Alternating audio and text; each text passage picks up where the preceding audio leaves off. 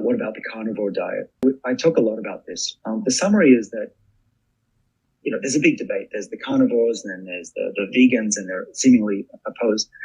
Now, in the short run, both have been shown to have benefits. But the question is, what about long-term health?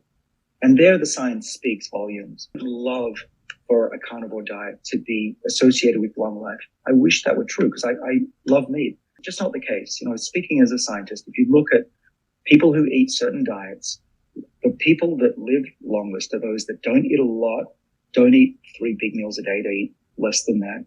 And they are mostly plant-focused. They don't eat meat all the time, especially processed meat. We know that, of course, that is the worst. But even large amounts of meat, what happens is that you can be in 2 different states. There's the abundant state or the adversity state. The adversity state is when the body thinks, wow, times are tough. I could starve. I could get into trouble.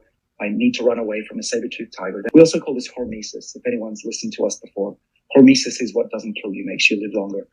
And both diets will have an impact either on one or the other. Of course, the carnivore diet is the abundant state. There's lots of amino acids, build muscle, grow, heal wounds. That's what that state is. And it'll actually be very good in the short run.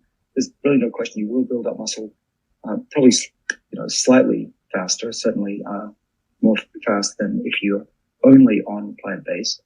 But the problem is that if you stay with that for decades, the science says that it's not going to be as healthy in the long run as being on a plant-based diet. Now, you can have a really nutritious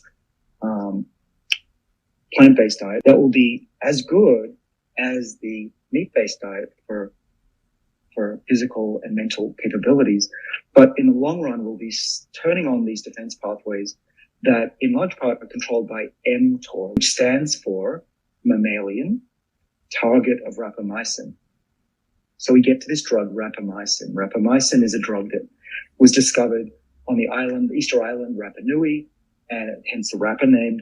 And it's used in high doses to turn down the immune system so the body doesn't reject organs. But it was also shown to inhibit this mTOR enzyme that senses amino acids and meat consumption, particularly leucine and serine. These are abundant in meat, not so much available in plants.